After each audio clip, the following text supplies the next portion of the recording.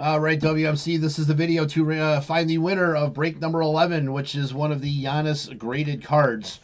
So we'll check the time, February 11th at 9:59 a.m. We're going to go over to the break and type, what the heck? There we go, and type live. We have February 11th at 9:59 a.m.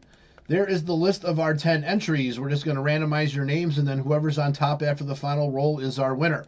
So we need a dice roll of 5 or higher. There's 12. All right, 12 times. Here we go.